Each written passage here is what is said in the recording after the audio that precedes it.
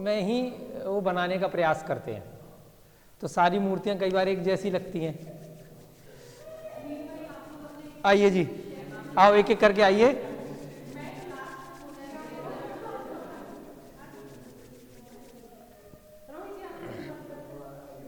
आओ साथ साथ आप लोगों को ये तत्वार सूत्र की पुस्तक भी देंगे हम, और फिर जब आपका जूम पे ऑनलाइन क्लासेज होंगी तो ये वाला विषय भी लेंगे।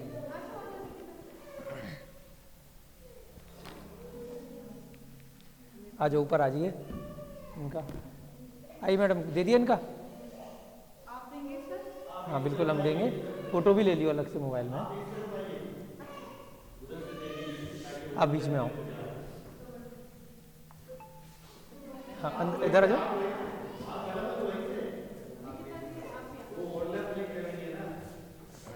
आ जाओ इधर आ जाओ। हाँ दोनों चीज़ एक साथ दे देंगे। निकिता जी का बहुत बहुत स्वागत, अभिनंदन। इन्होंने बहुत अच्छे से शिलालेखों का जो अध्ययन किया और होमवर्क किया, और अभी शुभम जी बता रहे थे कल शाम को 7 बजे तक आप सब लोग लगे हुए थे शिलालेख लिखने में, उनकी कॉपी करने में। आपने ब्राह्मी लिपि सीखी और साथ में आपने प्राकृत का भी अभी बेसिक किया है, और ये पुस्तक है एक तत्वार सूत्र की, ये भी पढ़िएगा, है ना। और ये अब थोड़ा सा अपना अनुभव आप लोगों के सामने शेयर करेंगे। हाँ चलिए, कुछ अपना थोड़ा सा अनुभव और भविष्य में आप क्या इस फील्ड में करना चाह रहे हैं, कैसे इसका फ़ायदा उठाएंगे, थोड़ा बताओ। सबसे पहले सर हम सब की तरफ से मैं आपका धन्यवाद देना चाहूँगी। आपका भी बहुत बहुत धन्यवाद। जिसकी वजह से ये हमने जो ब्राह्मी लिपि सीखी है, आपकी वजह से ही हम शिलालेख पढ़ पा रहे हैं, अन्यथा हमारे लिए तो काला अक्षर नहीं बराबर था सर पहले तो। और सर भविष्य में एकेडमिक्स वगैरह ये सब तो चलता रहता है। आगे से हम कहीं बाहर जाएंगे, किसी हेरिटेज साइट्स पे जाएंगे, वहाँ पे हम एक अलग नज़रिए से चीज़ों को देखेंगे सर, तो वो एक अलग एक्सपीरियंस होगा, और वो आपके बिना ये संभव नहीं हो पाता सर। बहुत बढ़िया, बहुत बहुत धन्यवाद आपका। ऐसी एक हेरिटेज साइट है, खजुराहो का मंदिर है ना, और अजंता एलोरा की गुफाएं हैं महाराष्ट्र में। खजुराहो तो मध्य प्रदेश में आता है ना, वहाँ पर भी संभवतः आपको यही शिलालेख इसी टाइप के मिलेंगे। ज़्यादातर लोग घूमने जाते हैं फिर से इन दोनों साइट्स पे, परंतु जो आप जैसी रुचि वाले जो विशेष लोग हैं वो वहाँ जा कर के ढूंढने का प्रयास करते हैं उन चित्रकलाओं के माध्यम से, मूर्तियों के माध्यम से, क्या मैसेज दिया है, संदेश क्या दिया है उस समय उस काल के राजा महाराजा जिसने भी वो मंदिर इत्यादि बनाए हैं। साक्षी जी का बहुत बहुत स्वागत। ये और एक पुस्तक आपके लिए तत्वार सूत्र की। आप क्योंकि संस्कृत के स्टूडेंट हैं तो ये संस्कृत का ही ग्रंथ है। मुझे संस्कृत ज़्यादा नहीं आती, लेकिन मैंने अन्य ग्रंथों के आश्रय से उसका अर्थ करने का प्रयास किया है इस पुस्तक में। संस्कृत की ग्रामर मेरी इतनी अच्छी नहीं है, लेकिन धीरे धीरे आप लोगों के साथ अगर अब मौका रहा जुड़े रहे तो संस्कृत जरूर सीखेंगे। आप लोग कुछ बताइए।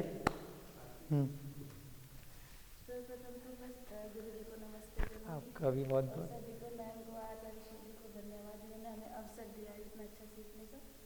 जब मैं छोटी थी तो हमें ये पता था कि हमारे वेद और जो ग्रंथ हैं वो ब्राह्मी लिपि में लिखे गए हैं संस्कृत के।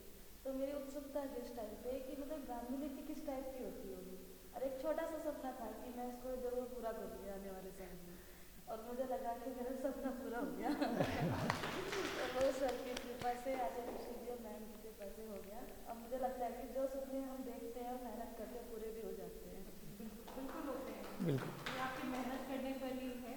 अगर सर जैसे एक्सपर्ट्स का हमें साथ मिलता रहा तो जितने हमने सपने देखे हैं कुछ भी इम्पॉसिबल नहीं।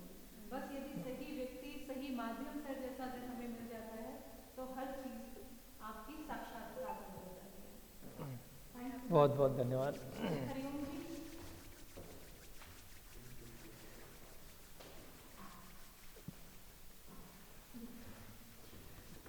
ये लीजिए हरिओम जी आपका सर्टिफिकेट। हाँ बहुत जरूरी है। आप भी आइए ना मैम, ऊपर आइए, आपके हाथ से दीजिए। आप भी ऊपर आ जाइए। हमारे हरिओम जी थोड़ा बताएंगे कैसे इसको अपने जीवन में उपयोग में लाएंगे जो सीखा है। एक तो मेरी लाइफ का एक रूल है कि सत्यम वद प्रियम च। सत्यम वद प्रियम च, सत्य बोलो और प्रिय बोलो। प्रिय बोलो। लेकिन वो प्रिय बोलना किसी किसी के लिए कठिन लग सकता है, उसके लिए तो कुछ नहीं कर सकते हैं। मैं इस प्रोजेक्ट में जुड़ा इसीलिए था कि अगर हमारी संस्कृति को टाइम पीरियड के हिसाब से या फिर सनातन बहुत प्राचीन बताने के लिए चीटी के 100वें हिस्से के बराबर मेरा योगदान रहेगा, तो मैं आगे कभी किसी को बता पाऊंगा कि इस चीज़ में भी मेरा योगदान था। दूसरा कि वर्सेटाइल होना बहुत ज़रूरी है। कोई बात नहीं। अच्छा। दूसरा कि इधर कर ले बेटा, बहुमुखी प्रतिभा होनी जरूरी है, ये मेरा मानना है। कैमरा इधर कर ले। तो बहुमुखी प्रतिभा होनी जरूरी है, ये मेरा मानना है कि हो सकता है कि एक अक्षर से भी कुछ हमारी संस्कृति से ऐसा निकल आए कि जो हमें कभी नहीं मिला, तो उसकी खोज के लिए लगे हुए हैं। दूसरा है कि जो मेरे को सबसे ज़्यादा प्रिय लगता है कि बचपना हमेशा होना चाहिए, कि बचपन में बचपना हम खोज कर सकते हैं। जैसे जैसे एज बढ़ती जाती है ना, बुढ़ापे की ओर अग्रसर होते जाते हैं, हमारे हाथ में लाठी, आँख पे चश्मा आ जाता है, फिर हम केवल बता सकते हैं, इतना एक्सपीरियंस नहीं कर सकते हैं। तो बस यही है कि बचपना जिंदा रखो, खोज होती रहेंगी। क्योंकि आइंस्टीन ने भी बहुत कितने सारे एक्सपेरिमेंट किए और उस एक्सपेरिमेंट के बाद में पता चला कि बल्ब ऐसे या फिर कुछ ऐसी खोजें होती हैं। तो बस इतना ही था। और एक जैन का एक मुख्य वाक्य है, मोक्षेण जोड़ाओ सब व्यवहारो जोगो। मोक्ष की प्राप्ति के लिए दुखों से आत्यंतिक निवृत्ति ही मोक्ष है। और दुखों से आत्यंतिक निवृत्ति क्या है कि हम अपनी संस्कृति को प्राचीन साबित कर देंगे, और चाहे वह आध्यात्मिक हो, भौतिक हो, सामाजिक हो, राजनैतिक हो, सभी प्रकार के दुखों से निवृत्त होना ही हमारा मुख्य लक्ष्य है। बस इतना ही था। धन्यवाद। अंत में इन्होंने प्राकृत की युक्ति बताई। ये बहुत अच्छा है कि आप लोग पहले से प्राकृत के कुछ कुछ सूत्र जानते हैं। विद्वानों के साथ यहाँ पर बैठ कर के बहुत अच्छा लग रहा है। और कल हरिओम जी बता रहे थे कि यहाँ पर योग भी सिखाते हैं, तो ये भी बहुत अच्छी बात है। इसी प्रकार से आप लोगों की झलक आगे इसी प्रकार बनी रहे। हमारे सागर भैया जी सारी कक्षाएं इन्होंने पूरी बहुत अच्छे से करी, इनके लिए तत्वार सूत्र की पुस्तक, और सागर भैया जी ने बहुत सारे शिलालेख बहुत अच्छे से पढ़ा, एक एक चीज़ों को बहुत अच्छे से लिखा, राइटिंग भी बहुत अच्छी है। और आप बताइए कैसा लगा और आगे कैसे इसको उपयोग में लाएंगे? क्यों ज़बरदस्ती तो नहीं सीखने के लिए आए थे? नहीं ऐसा कुछ नहीं था, ज़बरदस्ती था कुछ नहीं था, बस एक इंटरेस्ट है कि अब कुछ लैंग्वेज पढ़ना के लिए। अभी तो एक दो लैंग्वेज आती है जैसे को, तो हिंदी और इंग्लिश। अब सोच रहे थे कुछ ब्राह्मी है तो अच्छा है, कुछ पढ़ेंगे आगे, कुछ फ्यूचर में भी कुछ लिखता है तो। और जैसे हम शिलालेख वगैरह देख ही रहे हैं अभी, तो सोच रहे हैं कि इसके बारे में कुछ पढ़ना, किस तरह पढ़ा जाए। बहुत सुंदर, सागर जी का बहुत बहुत स्वागत। कल हमारी मैडम भी बता रही थी कि बचपन में जो इनके स्कूल की शिक्षा थी तो वहाँ इनको फ्रेंच सिखाई गई। तो अभी ब्राह्मी की क्लास हम तो पहली बार ही अटेंड कर रहे हो आप, है ना? नहीं, ये मैडम भी पहली बार ही अटेंड कर रही हैं। तो बीच बीच में तो इन्होंने कल जो बताया, मैं इनके शब्दों में बता देता हूँ कि उस समय अगर हमने ब्राह्मी संस्कृत सीख ली होती तो कुछ काम आती है, फ्रेंच तो कुछ काम नहीं आई। जबकि अंग्रेजी शिक्षा में आजकल क्या है, फ्रेंच लोग सिखा रहे हैं, रशियन सीख लो, जापानीज सीख लो।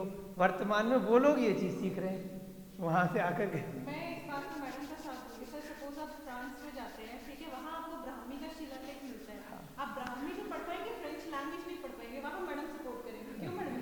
सो आई एम विद यू। लेकिन उनको काम नहीं आई। उनका कहने का तात्पर्य ये था कि अभी आज तक उसका प्रैक्टिकल काम नहीं आया। अब क्योंकि इस फील्ड में अगर रुचि इस फील्ड में आ गई संस्कृत में,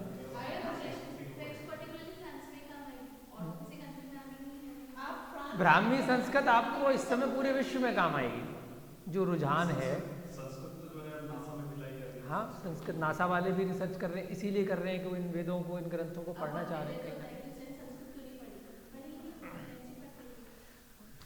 चलिए, अंत में हमारे रोहित भैया जी, और इसमें रश्मि मैडम का भी सर्टिफिकेट है कि नहीं है?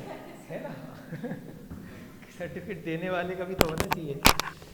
चलिए, ये हमारे रोहित भैया जी बहुत अच्छे से इन्होंने पूरी कक्षाएं करी और अभी आपकी प्राकृत की कक्षा रह गई है, इतनी जल्दी हम आपका साथ नहीं छोड़ेंगे, हम भी नहीं छोड़ेंगे। तो यहाँ से जाते ही हम शेड्यूल बनाएंगे और जैसे कल रश्मि मैडम ने कहा है कि आप लोगों के फॉर्म जल्दी से जल्दी भर के अगले एक हफ्ते के अंदर, एक सप्ताह 10 दिन में पुस्तकें आ जाएंगी, तो पढ़ाने में थोड़ा आसानी रहेगी, जो भी उसमें अभ्यास देना है। क्योंकि इसमें आप लोग नॉर्मली लोगों को 1 साल का कोर्स है, आप लोग बहुत आराम से 1 से 2 महीने में पूरा प्राकृत सर्टिफिकेट कर सकते हैं। तो बहुत आसानी से आपको सीखना है और फिर प्राकृत के साथ जब आप ब्राह्मी को कॉम्बिनेशन करके पढ़ेंगे तो जल्दी चीज़ें समझ में आएंगी। अरे रोहित भैया जी कुछ बताएंगे आगे के लिए कैसे आप इसमें करेंगे काम? First of all, I will say special thanks, sir and Rashmi ma'am.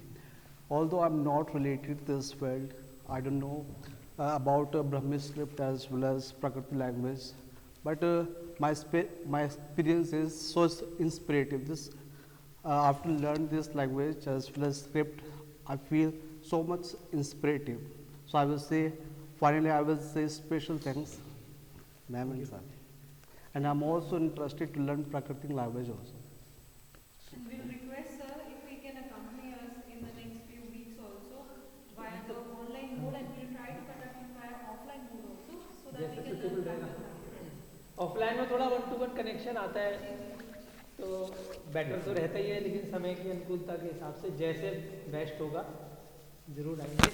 बहुत बहुत धन्यवाद हमारे रोहित जी का, और इसी प्रकार से आगे चीज़ें बढ़ती रहें। और अंत में हमारी जो मेन कन्वीनर मैडम है, जिनके कारण से हम यहाँ आए, जिनके एक फ़ोन कॉल पे हम यहाँ चले आए, सर ये एक तो मैम भी थोड़ा सा बताएंगे कि इन्होंने हमें ढूंढा कैसे, आपको पता कैसे चला? वो आज तक हमारे लिए भी एक सस्पेंस बना हुआ है। नहीं, मैं आपको बताती हूँ सर, हमने एक्चुअली ब्राह्मी स्क्रिप्ट सीखनी थी, क्योंकि हमें चैरिटी जी की तरफ से निर्देश है कि हमें ब्लाइंडली किसी भी चीज़ को फॉलो नहीं करना है। हमें, जैसे आप सबको पहले ही पता है कि हम एनसाइक्लोपीडिया वर्ल्ड हिस्ट्री पे काम कर रहे हैं, लेकिन इसके अंदर हम जो भी फैक्ट्स देंगे, हम ब्लाइंडली किसी भी ऑथर को फॉलो करके एज सच नहीं मेंशन करेंगे, जब तक हम उसकी कंप्लीट साइंटिफिक एनालिसिस नहीं कर लेते। अगर कोई वो साइंटिफिक फैक्ट्स हैं तो हम उसकी पूरी इवैल्यूएशन करेंगे। अगर कोई वो शिलालेख है तो हम उसको जब तक खुद से पर्सनली नहीं पढ़ लेते, तब तक हम कोई भी फैक्ट को क्लेम नहीं करेंगे। तो हमने जब इंडियन सिनारियो में पढ़ना शुरू किया तो वे केम अक्रॉस ब्राह्मी स्क्रिप्ट, जैसे निकिता जी ने कहा काला अक्षर भैंस बराबर, तो it was a similar thing for all of us. अब जब तक अगर हमें कोई उसके अंदर का हिडन फैक्ट या मिशन या विजन जो भी मेंशन है, अगर हमें उसको डिस्फर करना है, we need to learn the language और द स्क्रिप्ट फर्स्ट। इसीलिए हमने ब्राह्मी स्क्रिप्ट पढ़ना शुरू किया था। अब जब हमने ब्राह्मी स्क्रिप्ट पढ़ना शुरू किया तो सबसे पहले हमने यूट्यूब से शुरुआत करी। हमें आपकी वीडियोज़ नज़र आए, तो आपका पूरा एक लेक्चर सीरीज मेंशन थी, तो ऑलमोस्ट हम लोगों ने उस दिन ब्राह्मी स्क्रिप्ट के सारे अक्षर, मात्राएं वगैरह एक ही दिन में सारे बना लिए थे। आपकी पूरी सीरीज ऑफ लेक्चर हमने एक दिन में कवर कर दिया था। Then we discuss this aspect with Acharya Shri ji also. तो then Acharya Shri ji was like कि यूट्यूब से पढ़ना इज़ अनदर थिंग, एंड किसी को पर्सनली यहाँ बुला करके 1-to-1 इंट्रैक्शन से पढ़ना अनदर थिंग है। अब जब हम एक काम ही यही करना है तो बेटर यही रहेगा कि हम उस स्क्रिप्ट को पूरी तरीके से पढ़ें। Then I look for your number also. Then आपके एक फेसबुक पेज बना हुआ है जहाँ पर आपका पर्सनल नंबर मेंशन था। Then I called up you ji, I thank you for that, and I am really thankful कि आपका जो रिस्पॉन्स था बहुत ज़्यादा पॉजिटिव और कोऑपरेटिव था। Then somehow the schedule got managed and you came all the way to Haridwar just on one phone call, and it's a big thing for us, sir. I'm really thankful to you, and on behalf of entire Patanjali family, हम लोग ज़िंदगी भर आपके आभारी रहेंगे कि आज हमारे जो बच्चे हैं वो ब्राह्मी स्क्रिप्ट पढ़ पा रहे हैं। पढ़ना लिखना के साथ साथ जो हमारा एक्चुअल मोटो है, जो हमारे शिलालेख पे आर्टिफैक्ट्स के ऊपर, जो कॉइन्स के ऊपर जो आपके इंस्क्रिप्शंस लिखे हुए हैं, लिजेंड्स बने हुए हैं, हम उनको पढ़ पा रहे हैं। क्योंकि देखिए हम लैंग्वेज पढ़ पाते हैं, स्क्रिप्ट्स भी पढ़ पाते हैं, लिखना भी सीख लेते हैं, जो लेकिन हमारी एक्चुअल इम्प्लीमेंटेशन होता है ना, प्रैक्टिकल एस्पेक्ट, हम उसको टच ऑन नहीं कर पाते। लेकिन आपकी हमारे लिए लर्निंग इतनी एडवांटेजियस रही कि हम अपने एक्चुअल मोटो के ऊपर काम कर सकते हैं। And we are on behalf of entire team and behalf of Acharya Shri ji, we are really thankful to you. मैं चाहती भी थी कि आपकी एक आचार्य श्री जी से 1-to-1 मीटिंग भी हो सके, लेकिन आचार्य श्री जी अभी आउट ऑफ स्टेशन है, he is in Nepal right now. अगली बार करेंगे। अगली बार डेफिनेटली सर मैं आपकी कोशिश करूँगी आप उस टाइम आए जिस टाइम आचार्य श्री जी यहाँ पर अवेलेबल हो। मैं सीरियसली इस चीज़ के लिए क्षमा चाहूँगी कि इस बार मैं आपकी मीटिंग नहीं करा पाई, बट आपके साथ हो गए, हमारा तो यही गोल है। नहीं सर, वो एक उनके साथ होना सर एक अलग एक्सपीरियंस रहता है, but next time I will promise कि जब भी आप लोग पतंजलि आएंगे I will arrange your meeting with him as well. And I'm really thankful to you and your entire team as well. Such a cooperative staff you have got, जो full time आपको accompany करते हैं, आपके एक आवाज़ पे इधर उधर हर तरफ जाते हैं। Because if you have such a cooperative team with you ना सर, तभी ये सब चीज़ें फैसिलिटेट हो पाती हैं। ये मतलब कि एक सिंगल पर्सन के लिए चलना आसान नहीं होता। And I am really thankful to you, especially to madam and Meru ji also, and your family itself is so cooperative with you sir कि अगर आपके पास family का उस तरीके से cooperation ना हो, you can't achieve your goals in your life। जब कोई नहीं होता है पढ़ने वाला तो इन्हीं को बिठा करके ये तत्वार्थ की किताब में आप मेरी लेक्चर सीरीज देखेंगे यूट्यूब पे, तो she is the only student पूरे 6 महीने की क्लास में, तभी रिकॉर्ड किया 154 क्लासेस की सीरीज इसको रिकॉर्ड किया है समझाने के लिए कि किसी को भी समझना हो एक एक सूत्र को बहुत अच्छे से। एंड आई श्योरली बिलीव कि if she wouldn't have been there तो हमें शायद ये किताब भी नहीं मिलती। तो I am really thankful to madam also, and I am really glad कि आप लोग यहाँ आए हमारे इनविटेशन पे, और ये जो है हमारे एक नए सफ़र की शुरुआत है। इसी को हम अभी के लिए थोड़ा सा विराम ज़रूर दे रहे हैं, बट नेक्स्ट टाइम ऑनवर्ड हम लोग कोशिश करेंगे कि हम एक तरीके से प्लान अप करें और वो टाइम एक्सक्लूसिवली आपके लिए हो। और बहुत बहुत मेहरबानी सर आपका, बहुत धन्यवाद जी। ये लक्ष्मी मैडम के लिए सर्टिफिकेट बहुत बहुत जी। अब मैं रिक्वेस्ट करूंगी कि अगर हमारे ग्रुप फोटो के लिए आ जाएं तो मेरू जी भी आ जाएं। हाँ हाँ बिल्कुल, Meru ji, madam and your other staffs also, Shubham sir सब। ये 2 सर्टिफिकेट कुलदीप ये सिंह सर मेहरा सर, ये स्वामी कृष्णदेव जी, रोहन जी को अच्छा, दिखा नहीं पाए ठीक हैं, है। तो उनके सर्टिफिकेट। सभी को जय दु जड़ंदो, जय जिनेन्द्र, नमस्कारम, प्रणाम।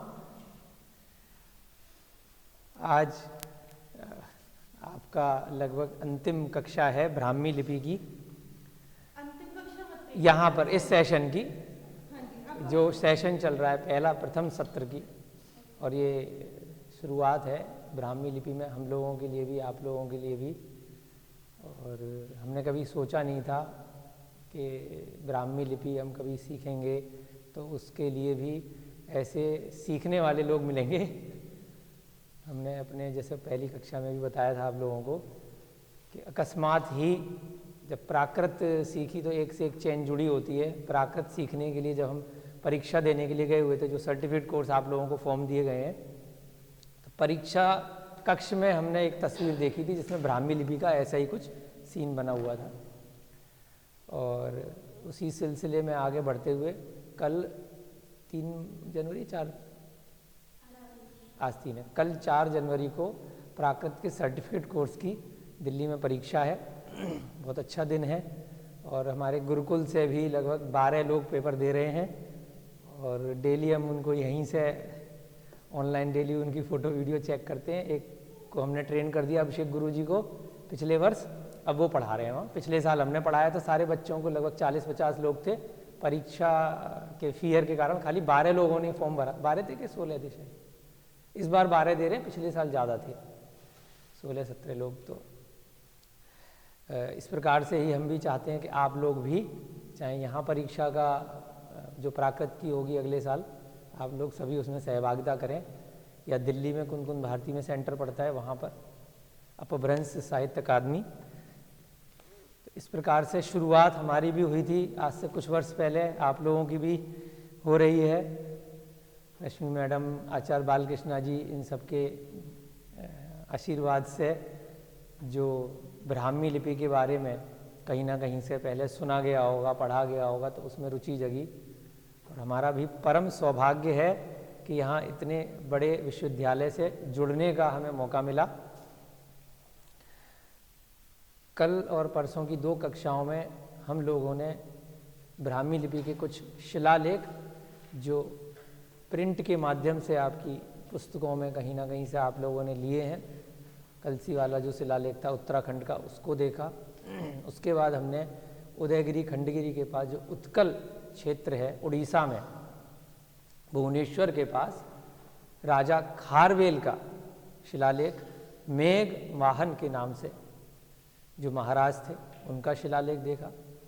उसके साथ हमने गिरनार पर्वत पर जो शिलालेख है उसको पढ़ने का प्रयास किया। सम्राट अशोक का बहुत बड़ी वहाँ पे शिलालेख चट्टान मिली है, उसमें से हमने 2 लाइन पढ़ी। उसी श्रृंखला में आज ये एक हमें, जब हम जुड़े हैं इस फील्ड में, तो आर्या मग्गा एक मॉन्क हमारे साथ जुड़े हैं नॉर्वे के।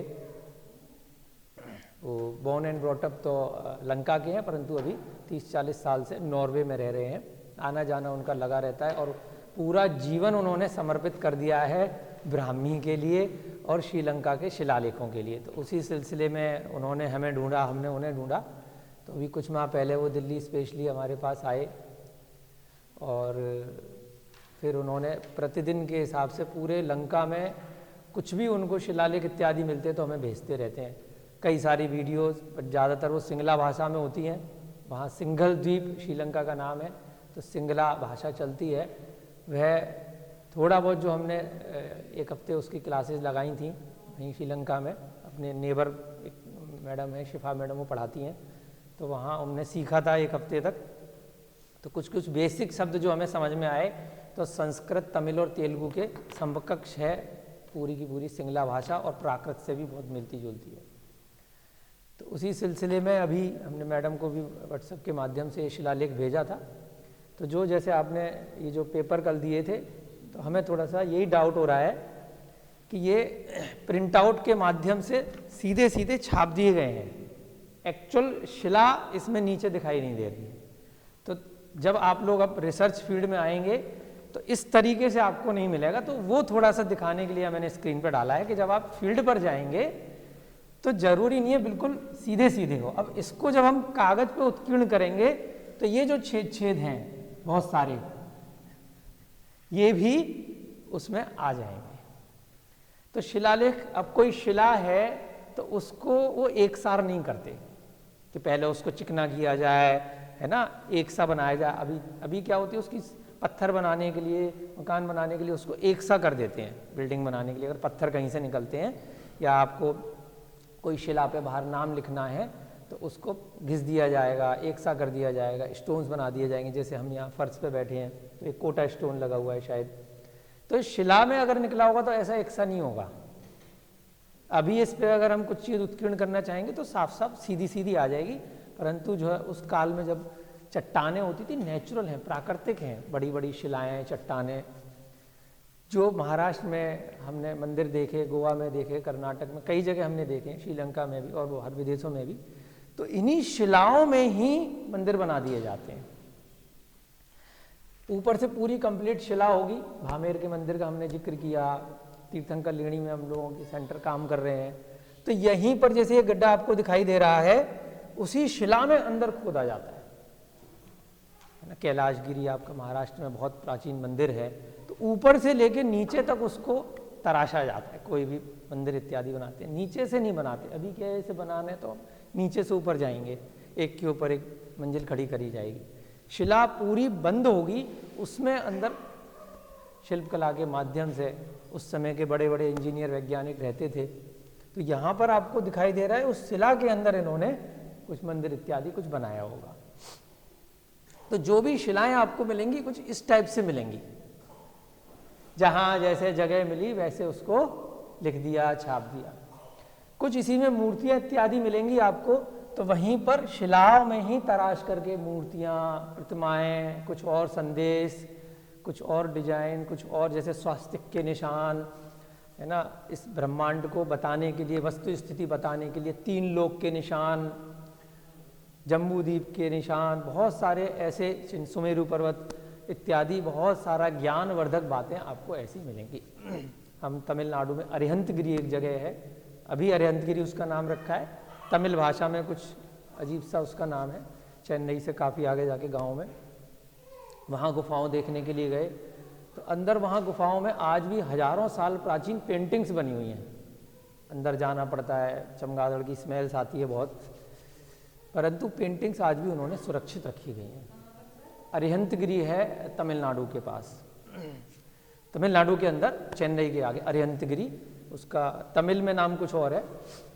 बहुत सारी गुफाएं हैं उसमें प्राचीन, वहाँ भी शिलालेख भी हैं और पेंटिंग्स के माध्यम से पूरे उस हजारों साल पहले जो उनको ऋषि मुनियों को ज्ञान था तो वो सारा बताया गया है। तो इसलिए ये थोड़ी सी फोटो आपको दिखा रहे हैं, एकदम से आप कभी फील्ड पे जाएं और कहें हमने तो कागज पे इस टाइप से पढ़ा था, सीधा सीधा नहीं मिलेगा आपको। इसको बाद में ये लोग पुस्तकों में पढ़ाने की दृष्टि से थोड़ा सा कर देते हैं उसको रूपांतरण। तो अब इसको थोड़ा सा जूम करके हम पढ़ने का प्रयास करेंगे, है ना। मैंने इसको लिखा है। अब इसका अर्थ अगर देखना होगा तो हमें प्राकृत भी आनी चाहिए, सिंगला भी आनी चाहिए और 1000 साल पहले वहाँ क्या चलता था। तो ये एक बहुत बड़ा सबूत है कि वहाँ पर श्रीलंका में कुछ 100 वर्ष पहले पूरी श्रवण संस्कृति थी। वहाँ जो अनुराधापुरा नाम का सबसे बड़ा सेंटर है श्रीलंका का, तो वहाँ म्यूज़ियम भी बनाया गया है बहुत बड़ा। तो उस सेंटर में पूरा लिखा गया है, जो मैन्यूस्क्रिप्ट इत्यादि मिली, जो शिलालेख मिले, कि बुद्धिज़्म के आने से पहले वहाँ पे श्रवण संस्कृति थी, निगंथ मॉन्क्स वहाँ पे रहा करते थे। तो इन सब स्थानों को वो लोग मोनेस्ट्री बोलते हैं। जैसे हमने यहाँ पर कल आपका हर्बल गार्डन मान लीजिए देखा, हरिओम भैया जी ने दिखाया था, तो हर्बल गार्डन में भी कुछ चित्रकलाएं इस प्रकार की मूर्तियां बनाई हैं आचार्य श्री के अनुभव से, आशीर्वाद से, कि पहले के ज़माने में कैसे आयुर्वेद की चिकित्सा पद्धति थी, है ना। वहाँ मूर्तियाँ हैं, ऑपरेशन करते हुए, शल्य चिकित्सा करते हुए भी प्रतिमाएं बनाई गई हैं, कैसे औषधियाँ बनाई जा रही हैं वो भी दिखाने का प्रयास किया है। कई लोग होते हैं खाली फ़ोटो खिंचाई, घूमे फिरे ऐसे स्थानों पर और चले गए, झरने बह रहे हैं, घूमे फिरे। कई लोग होते हैं आप जैसे जो स्कॉलर्स होते हैं, जो उसको पढ़ने का, समझने का प्रयास करते हैं कि क्यों ये प्रदर्शित किया गया है। तो उन्हीं लोगों के लिए शिलालेखों पे प्रतिमाएं या शिलाओं पे ये शिलालेख लिखे जाते हैं कि बहुत सारे लोग तो खाली घूमने फिरने के लिए, पिकनिक मनाने के लिए भविष्य में आएंगे और उनमें से लाखों करोड़ों में से 1-2 व्यक्ति ऐसे होंगे जो गंभीरता से उसको सोचेंगे कि इसमें ये बात लिखी है, या ये प्रतिमा बनाई गई है, ये फोटो बनाई गई है, तो क्या इसका उद्देश्य है। आप कोणार्क के मंदिर जाएंगे, आपने सुना होगा कोणार्क का जो सन टेम्पल है, उड़ीसा में 99% लोगों के लिए वो क्या है, टूरिस्ट स्पॉट है। परंतु गंभीरता से अगर हम विचार करें कि जिसने वो मंदिर बनाया था उसने क्या पिकनिक मनाने के लिए बनाया था? उसने इन ग्रंथों का, इस तिलोय प्रणति जो ग्रंथ है, इसका पूरा सार है उस मंदिर के अंदर कि कहाँ सूर्य की स्थिति है, कहाँ कौन सी दिशा से सूर्य का आगमन हो रहा है, तो कहाँ हमें सूर्य का जो मंदिर बनाना है, किस प्रकार से बनाना है, पूरा की पूरा जो मंदिर बनाया गया है, कैसे उसमें रथ बनाया गया है, वही 4 प्रकार के जो इस ग्रंथ में सूर्य के रथ के लिए जो सुमेरु पर्वत से परिक्रमा करता है सूर्य, बैल, हाथी, घोड़ा, इस प्रकार से देव उसका आकार लेते हैं, ज्योतिष देव कहलाते हैं, ग्रंथों में लिखा है। उसी हिसाब से आपका ज्योतिष शास्त्र चलता है। तो वो कितने दिन में कैसे परिक्रमा करते हैं वो पूरा प्रदर्शित किया है उन्होंने उस रथ के माध्यम से, और वहाँ पर वही चिन्ह बनाए गए हैं, उन्हीं जानवरों के चिन्ह जिनका आकार देव लिया करते हैं। तो लिपि के माध्यम के साथ साथ, तस्वीरों के साथ साथ वो है नॉलेज देने का प्रयास करते थे, ज्ञान देने की। तो कोई जाएगा कहीं किसी दूसरी चीज़ से लिंक करेगा। जितने भी आप प्राचीन चित्रकलाएं, मंदिर, वास्तुशिल्प देखेंगे पूरे विश्व में, वो कुछ ना कुछ मैसेज दे रहे हैं। बोरोबुदूर का हमारे चंद्र भैया ने बताया, ये भी जा चुके हैं इंडोनेशिया में, वहाँ बहुत बड़ा मंदिर है, सर्किल में हजारों प्रतिमाएं बनी हुई हैं, एक मैसेज देने के लिए कुछ ना कुछ, कि उसमें कुछ नॉलेज आपको मिले। तो जो गंभीरता से उसमें चिंतन करेगा, समझेगा, ऐसी इन शिलाओं में जो समझने का प्रयास करेगा, वो संसार के बारे में, सृष्टि के बारे में, वनस्पति ज्ञान, आयुर्वेद, वास्तु और न जाने कितनी विद्याएं हैं, उनके बारे में जान जाएगा। ज्योतिष शास्त्र में आप लोग भी यहाँ पर पढ़ते होंगे, तो उसमें एक निमित्त ज्ञान आता है, वो भी सारा की सारा ज्ञान इन्हीं प्राचीन पांडुलिपियों से निकलता है कि कौन सी घटना हो रही है तो उसका भविष्य में क्या इसका रिजल्ट आने वाला है। तो ज्योतिष भी एक विज्ञान ही है, वास्तु भी एक विज्ञान है। जो लोग इसको मानते हैं वो देखते हैं कि बिल्कुल प्रत्यक्ष वो चीज़ सत्य हो रही है। तो इसलिए जब भी आप कभी भविष्य में आप जब इस फील्ड में आगे जाएं तो इस चीज़ को ध्यान रखें कि जहाँ पर आप लोग तो ध्यान रखेंगे ही, बाकी लोगों के लिए भी प्रेरणा स्रोत बने कि जो भी कुछ भी कहीं शिलालेख है तो कुछ संदेश दे रहा है। वो केवल घूमने फिरने की या अपना नाम लिख दिया, फोटो खिंचा ली और आजकल सोशल मीडिया पर डाल दी, उसके अलावा उस व्यक्ति का क्या पर्पस था जिसने इतनी मेहनत करके वो चीज़ बनाई। आज ये यूनिवर्सिटी बाबा जी ने कितनी मेहनत से बनाई है, पिछले 25, 30, 40 सालों का उनका मेहनत है। तो भविष्य में जिस कार्य करने के लिए उन्होंने बनाई है वह कार्य होना चाहिए। तो इन्हीं उद्देश्यों के साथ हम इसको थोड़ा सा पढ़ते हैं और इसमें हम भविष्य में आप और हम मिलकर के सीखेंगे कि शिलालेखों को कागज़ पे कैसे लेकर के आना है। हमने प्रैक्टिकली कभी नहीं किया है, खाली पढ़ा है। प्रैक्टिकल देखने के लिए हम जब हमने बताया पिछले साल जब हम जयपुर में अपभ्रंश साहित्य अकादमी के इंस्टीट्यूट पहली बार देखने के लिए गए तो पूरी 3-4 मंजिल का बहुत बड़ा मालवीय नगर में इंस्टीट्यूट है, 16,000 से ज़्यादा वहाँ पर ग्रंथों का संकलन है। तो वहाँ भारत सरकार की तरफ से PhD किए हुए लोग नेशनल आर्काइव्स म्यूजियम वाले आए हुए थे और कुछ केमिकल नेम उन्होंने हमें बताया। बाद में जब रिसर्च की तो बोले ये अजवाइन का अर्क होता है। तो उसके टेक्निकल नेम होते हैं, जैसे वनस्पतियों के उसके टेक्निकल नेम था हमें। तो उससे वो पांडुलिपियों को सुरक्षित कर रहे थे कि कटी फटी आए तो कैसे करना है। तो हमने उनसे परमिशन मांगी कि हम कुछ स्टूडेंट्स अगर भेजें तो 1 हफ्ते के लिए हमें सिखा सकते हैं क्या। तो वहाँ अगर आपका कभी भी मन करे तो हम उनसे परमिशन ले करके कि आप लोग मैन्यूस्क्रिप्ट का संरक्षण कैसे कर सकते हैं, साथ साथ शिलालेखों से हमें पेपर पे कैसे लेकर के आना है। तो पूरी ट्रेनिंग वो लोग देते हैं सरकार की तरफ से इंस्टीट्यूट वाले। तो आप लोग पहले सीख सकते हैं फिर आगे सिखा सकते हैं इंस्टीट्यूट अपने जूनियर स्टूडेंट्स को, क्योंकि वो भी बहुत एक इसी दिशा में जरूरी कार्य है। नया कोई शिलालेख मिला, नई कोई चीज़ मिली तो सीधे आप उसी समय वहाँ खड़े होकर के नहीं पढ़ पाएंगे, प्रैक्टिकल प्रॉब्लम आती है। जैसे आपने पूछा हम इथियोपिया गए, केन्या भी मैं गया और भी जगह, तो उस समय केवल फ़ोटो खींच सकते हैं। तो चंद्रू भैया की तरह प्रोफेशनल फ़ोटोग्राफ़र हमारे जो सेठी जी बाबूजी थे वो स्पेशली लेकर के गए थे बड़े बड़े कैमरे के साथ कि एक एक ही जगह की उन्होंने 10-10, 20-20, 50-50 तक शॉट लिए हर एंगल से, क्योंकि वहाँ नहीं पढ़ सकते उसको। अब इसको ले जा करके दिल्ली में लैब में फिर उसको पढ़ाया जाएगा। तो उससे बेटर अगर कोई ऐसा स्कॉलर है जो वहीं पर उसको कागज़ लगा करके जो भी केमिकल लगा करके अगर उत्कीर्ण कर सकता है तो सबसे बेस्ट इमेज उसी में आ जाएगी, बजाय उसको बाद में फ़ोटो में भी कुछ ना कुछ कमी रह सकती है। तो यहाँ पर हम इसको थोड़ा सा पढ़ने का आप लोग प्रयास करें। और ये जो शिलालेख है नीचे इसमें लिखा है गैलन अरनिया स्थान है, वहाँ पर अभी बुद्धिस्ट मंदिर बन गया है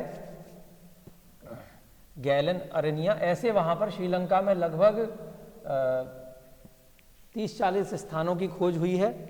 एक प्रोफेसर कैलानिया यूनिवर्सिटी है श्रीलंका में, वहाँ अणुरा मानतुंगा नाम से एक हिस्ट्री के पूरे वहाँ के एचओडी हैं, उनके साथ हम जुड़े। तो अभी दिल्ली में भी उनके कई सेमिनार कराए, बुलाया, उनको आमंत्रित किया। श्रवण बेलगोला में भी उनका सम्मान किया बुला करके। तो उन्होंने बहुत रिसर्च करी है इस फील्ड में, श्रीलंका में ब्राह्मी लिपि के शिलालेखों को ढूंढने में। और अभी कल भी उन्होंने एक फ़ोटो डाली हुई थी फेसबुक पे, ऊपर आ रहा था नेट पे। तो कल भी वो उन्होंने डाला था न्यू ईयर पे 3 दिन पूरे अनुराधापुरा में लगाए। मतलब जो लोग कई लोग तो न्यू ईयर पे जाएंगे पिकनिक मनाने, बीच पे जाएंगे। जो इस फील्ड के लोग हैं वो थोड़े क्रेजी टाइप के लोग होते हैं कि नव वर्ष पे जिस फील्ड में जोश है, जुनून है, तो वहाँ अनुराधापुरा में रिसर्च में लगा रहे हैं, है ना। हमें भी था भाई न्यू ईयर पे स्पेशली ऐसी जगह आए जहाँ पर ये काम हो रहा है। बहुत लोग घूमने जा रहे हैं कहीं ना कहीं अपना टाइम खराब करने, नाचने गाने के लिए, खाने पीने के लिए। तो जो जिस फील्ड में जिसका रुचि होती है वो उस फील्ड में अपना बेस्ट समय निकालता है। आप लोगों ने भी अपना न्यू ईयर पे अपना जो बेस्ट समय था, आप भी घूमने जा सकते थे, आपने कहाँ लगाया? एक हमें बुला लिया, एक वो आर्कियोलॉजिकल वाले रवि सर को बुला लिया। पूरा दिन 24 आवर आपने केवल अपना इसी फील्ड में निकाला, क्योंकि आप लोग स्वरुचि से यहाँ पर ये कार्य कर रहे हैं, बहुत अच्छी बात है। इसको थोड़ा सा पढ़ने का प्रयास करेंगे, बहुत आराम से हमने इसको पढ़ने की कोशिश करी थी, तो थोड़ा सा इसको कैसे सरकाएंगे, सरकाया ना तुमने छोटा करके है? नहीं इसने भी सरकाया था, हाँ ये अच्छा इस साइड है। मैंने थोड़ा सा पढ़कर इसको कोशिश करी थी अपने एंड पर, तो ये अक्षर बस बनाए थे, अर्थ मुझे नहीं पता चल रहा, क्योंकि हो सकता है वहाँ का सिंगला से कुछ लिंक हो, कुछ ब्राह्मी। अब ये लेकिन एक प्रत्यक्ष, जैसे कल की कक्षा में बताया था कि पूरे विश्व में आज जैसे अंग्रेजी की जो रोमन लिपि है वो पूरी विख्यात है, शायद ही कोई देश बचा होगा जहाँ पर ABCD जेड तक जो है वो नहीं पहुंची होगी। ऐसे ही ब्राह्मी लिपि आज से 500-700 या 1000 वर्ष पहले कोई भी आर्यखंड का भरत क्षेत्र के अंदर शायद ही ऐसा स्थान रहा हो, जो अभी वर्तमान अपनी खोज में जहां तक आए हैं हर जगह ब्राह्मी लिपि मिलती है।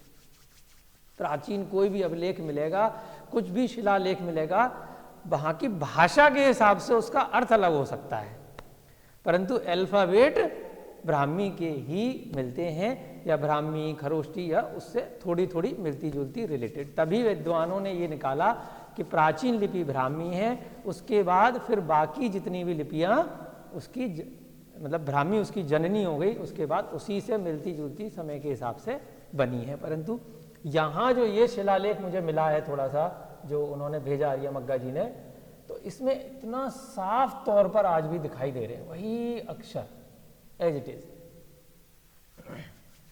तो इसको पढ़ेंगे, अगर आप जूम करके पढ़ सकते हैं तो ये आपका थोड़ा सा लिखेंगे और उसके बाद आपकी जो क्वेरीज हैं वो लेंगे। बताइए, ये बिल्कुल पढ़ाई में आ रहा है?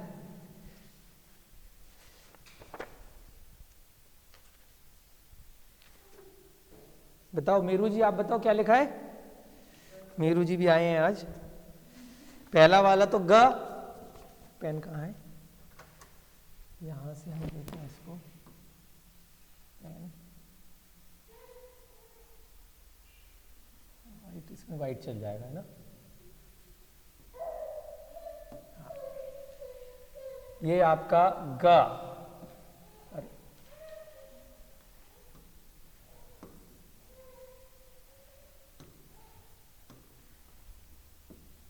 उसके बाद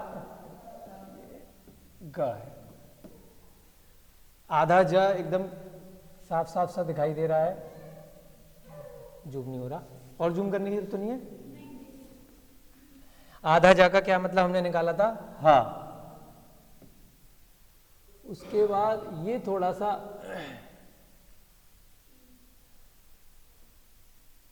थोड़ा सा डाउटफुल लग रहा है, ये आया, फिर ये ऊपर गया, तो अ में ऊपर जा रहा है, एक मात्रा इस प्रकार से लग रही है।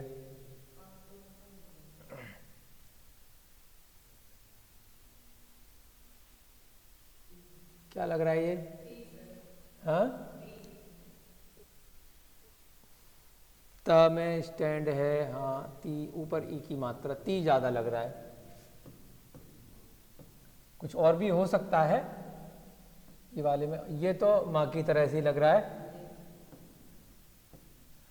उसके बाद ये ह लग रहा है, और ये आपका म पे मात्रा है, मी छोटी है ना, ऊपर की जगह बीच में निकाली हुई, या उसके अलावा और कुछ? भ भी लग रहा है थोड़ा सा, अगर नीचे से मिला हुआ अगर हटा दें तो। ये अगर ना हो तो भ की तरह से भी लग रहा है ना? आप बताइए किसके नजदीक ज्यादा है?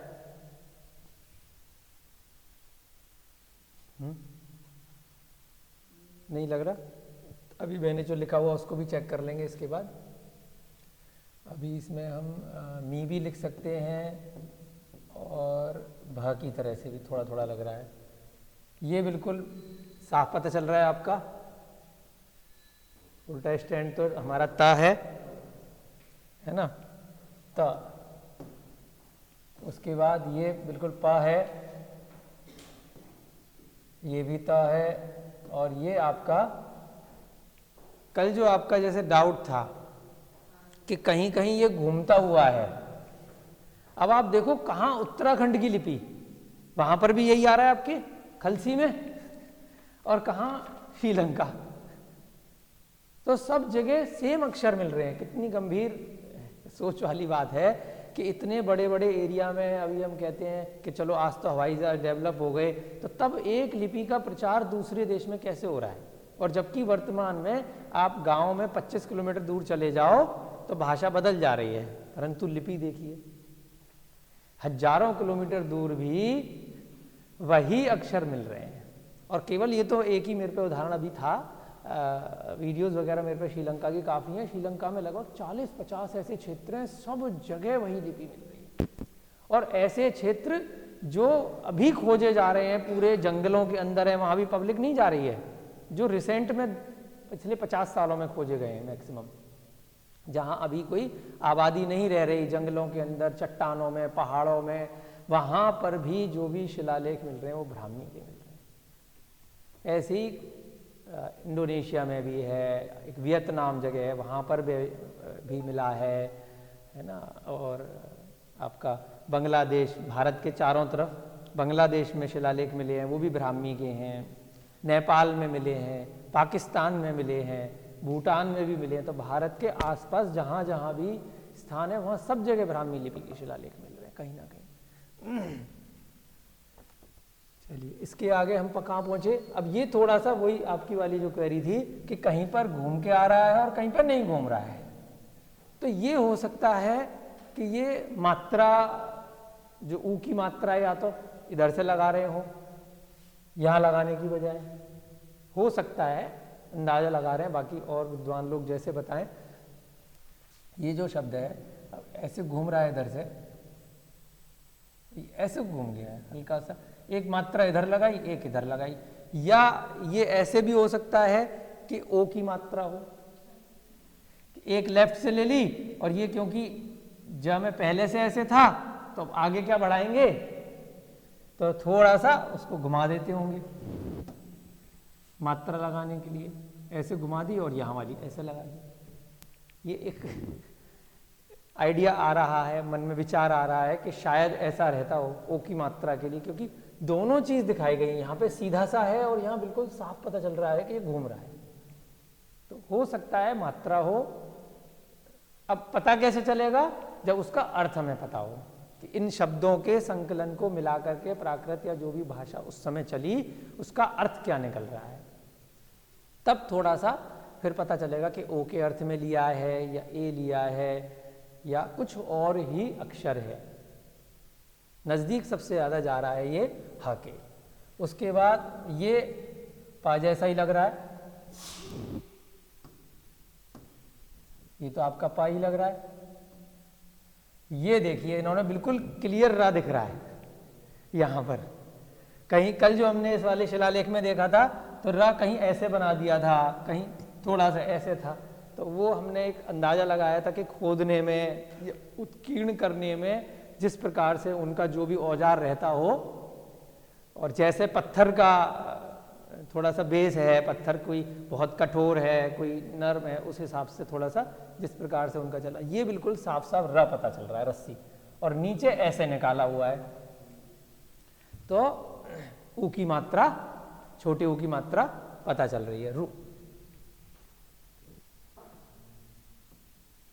ये हमारा माँ, उसके बाद प्लस वाला साइन अगर गिनती में होता तो हम क्या लेते, यहाँ पे आगे पीछे कोई गिनतियां तो आ नहीं रही, गिनतियों में भी हमने देखा था ना प्लस का साइन होता है 4 के लिए, 4 के लिए, और अदरवाइज अगर गिनती वाला सेंटेंस नहीं चल रहा है तो प्लस का साइन हमारा का के लिए हम ले लेते हैं। ये आ में आ का डंडा लग रहा है तो आ बन गया।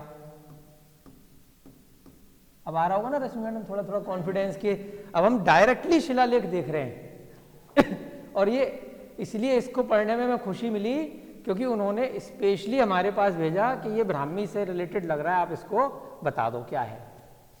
तो जो रिसर्च करने वाले लोग हैं वो भेज रहे हैं। तो ये थोड़ा सा एक अचीवमेंट लग रहा है अपने आप में कि चलो हमने कुछ सीखा है तो हम कुछ हेल्प कर पा रहे हैं। अर्थ के लिए हमने उन्हें भेज दिया कि भाई अब अर्थ आप बता दो, हमें बता दो या आप निकाल लो, क्योंकि आप उस स्थान के पुराने बाशिंदे हो, आपको सिंगला आती है ना, उस हिसाब से थोड़ा सा। आ हो गया हमारा, आ के बाद फिर से ये माँ आ गया, फिर से ये र आ गया, और ये देखिए ये वही ता में इन्होंने थोड़ी सी टेढ़ी मात्रा निकाल दी। कहीं कहीं अब स्थान का वो थोड़ा सा फर्क रहेगा। अब ये टेढ़ी मात्रा निकाली है तो हमें तो ताई लग रहा है, बाकी और देखिए और किसी के नज़दीक है क्या ये ताई लगेगा। अब वो सीधी की जगह टेढ़ी है थोड़ी सी बनाने में। अब ये भी हो सकता है कि पत्थर पे नहीं बन रही हो, ऊंचा, अब देखने में नहीं पता चल रहा है, हो सकता है थोड़ा सा ऊंचा नीचा बेस हो उस स्थान पे, तो इसलिए वो भी एक कारण हो सकता है। उसके बाद ये तो दा पता चल रहा है उल्टा, है ना, दा में आ की मात्रा है, तो ये आपका हो गया दा। और ये डिब्बा तो बा, हमने बा का पेट वाला जो बा है ये बा हो गया। उसके बाद फिर से ये उल्टा स्टैंड है और ऊपर मात्रा जा रही है, तो ई की मात्रा हो गई, ये ती लग रहा है। और अगर ये भी हल्का सा जो काला है फोटो में पता नहीं चल रहा, अगर वो मात्रा है तो ती हो जाएगी, अगर नहीं है तो ता पे छोटी की मात्रा। पता नहीं चल रहा कि इधर भी मात्रा है, शिलालेख का हिस्सा है या नॉर्मल पत्थर का है। ये तो का ही है, ये उल्टा टी, ये ना हो गया आपका। अब आप देखिए ऐसे जा रहा है, जो मेन बात दिखानी थी कि एक्चुअल शिलालेख बिल्कुल आपको ऐसी सिमेट्री में नहीं मिलेंगे कि एकदम सीधे सीधे हैं, जहां जैसे जगह मिलेगी वैसे वैसे वो लिखते चले जाते हैं जो भी बात उनको लिखनी है।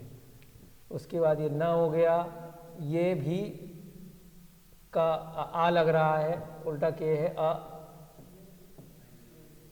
और ये ऐसे देखना पड़ेगा, है ऐसे देखना पड़ेगा, वो ऐसे लिख रहे हैं, ये ऐसे है और फिर ऐसे गया ये के।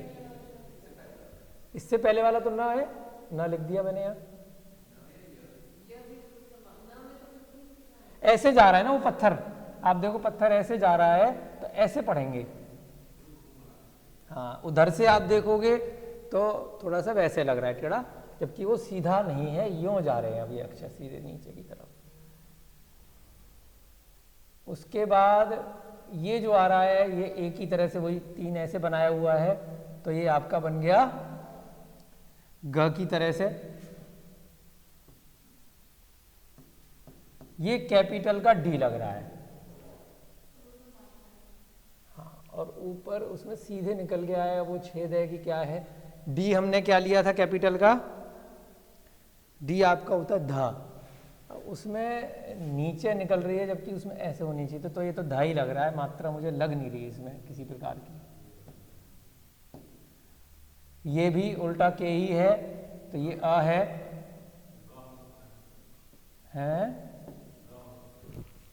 वही मैं कह रहा हूं ना, इधर आके देखो, इधर आओ, इसको आपको ऐसे पढ़ना पड़ेगा। यही मेरा पर्पज यही है कि जब आप प्रैक्टिकली फील्ड पे जाएंगे तो आपको पत्थर के हिसाब से, हाँ ये तो ग है,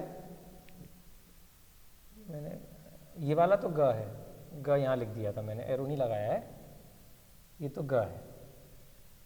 इधर से इधर खड़े हो आप, तब आपको प्रैक्टिकली आपको पता चलेगा। हाँ, ऐसे पढ़ने हैं ये अक्षर, ये सीधे सीधे ऐसे जा रहे हैं। अब आप बताओ, यहां तक आ गए हम, ये फिर से ग हो गया आपका, ये न हो गया, हाँ ये आपका त हो गया। उसके बाद ये स्मॉल डी है, ये च हो गया, है ना। उसके बाद फिर ये आपका त हो गया, ये द, ऊपर सीधे ही जा रहा है इसमें, द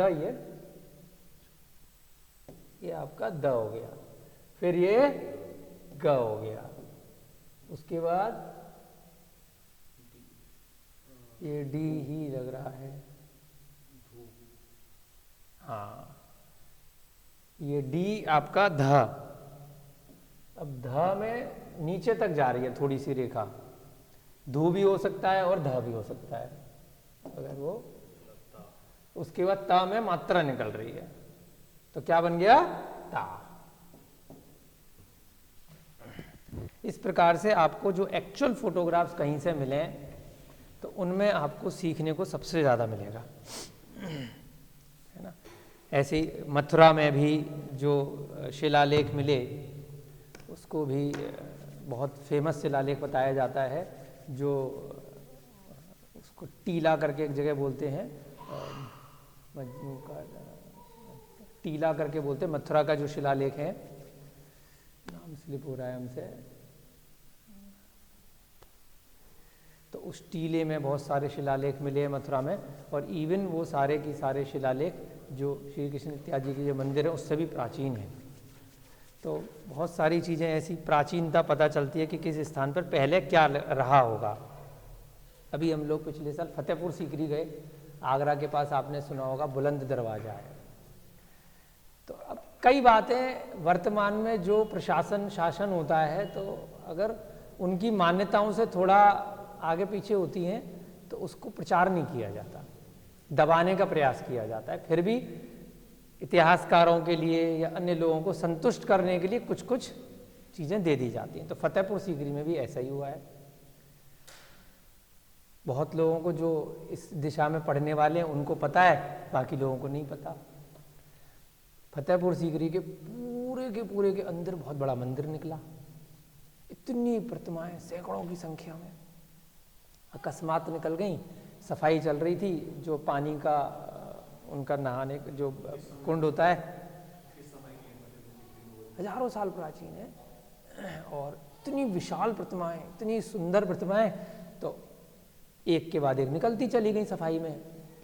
तो खूब बड़ा आंदोलन हो गया कि अरे बुलंद दरवाज़ा गिर जाएगा आप ज़्यादा सफाई कराओगे तो जितनी निकल गई उतनी 100-200 प्रतिमाएं 50 जितनी भी निकली, उसके बाद एकदम से आंदोलन हो गया, हिंदू मुसलमान का चक्कर पड़ गया, तो तुरंत खबर दबा दी गई। परंतु लोगों को संतुष्ट करने के लिए वहाँ म्यूजियम बना दिया गया फतेहपुर सीकरी के अंदर ही। तो सरस्वती की इतनी बड़ी विशाल प्रतिमाएं, नेमिनाथ भगवान की बहुत पूरा की पूरा जैन मंदिर,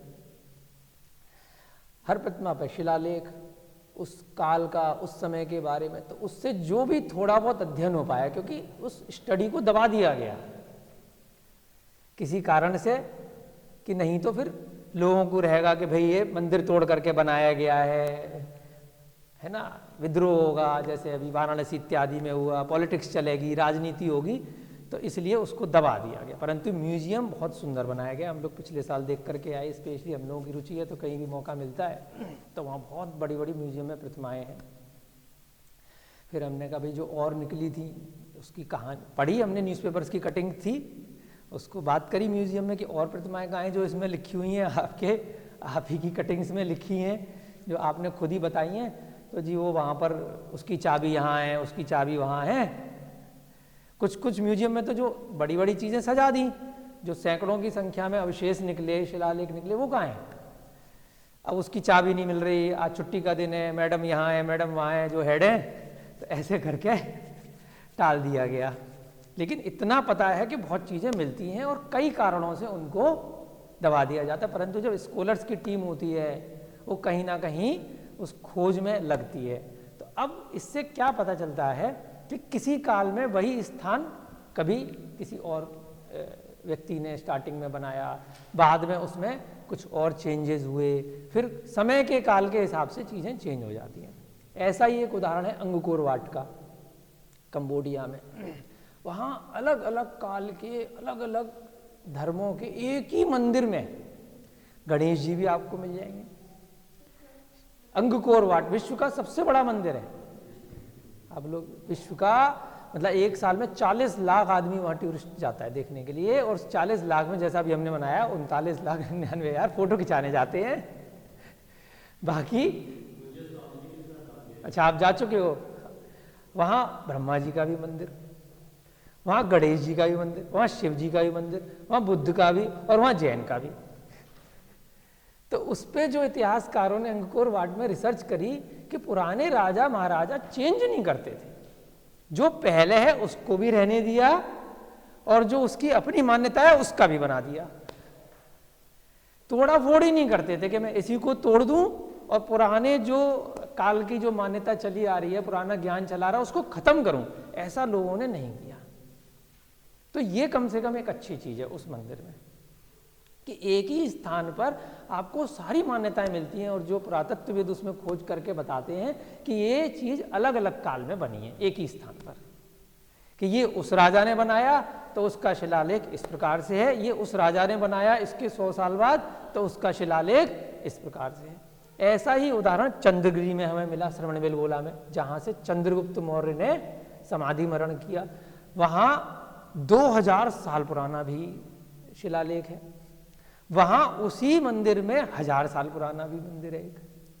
तो इसका मतलब जो कोई नया राजा आया उसने पुराने वाले को नहीं तोड़ा, उसने उसके बगल में दूसरा अपना बना दिया कि मैंने इस काल के बाद यहाँ पर इस समय ये कार्य किया और मेरे द्वारा बनाई गई ये चीज है, पहले वाले ने ये बनाई थी उसका भी लिखा हुआ है।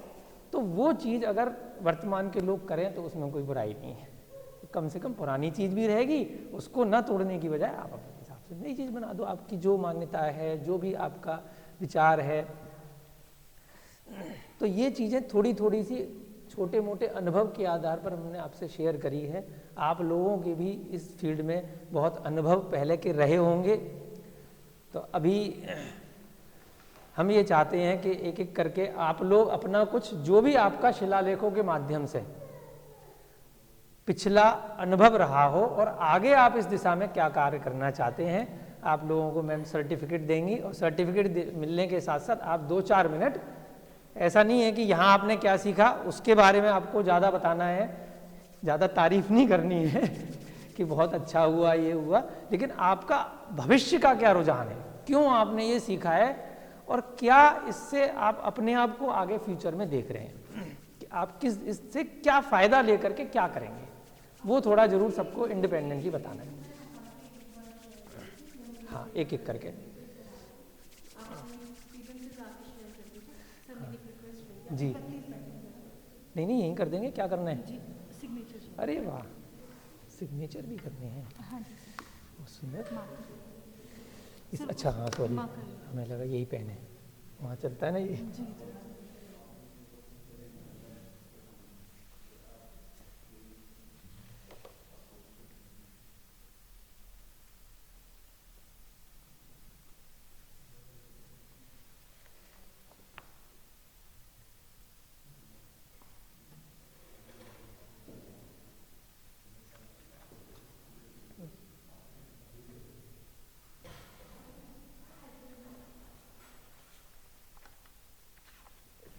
हमारे मेरू जी का सर्टिफिकेट भी बना देना है।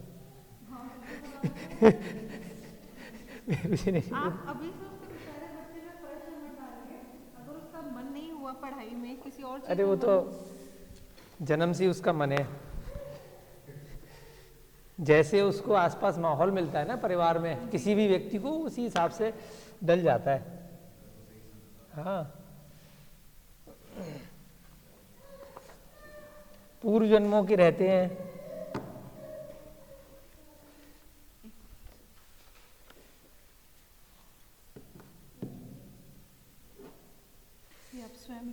कोई व्यक्ति शराबियों के घर पैदा होगा तो बचपन से वैसे संस्कार मिलेंगे।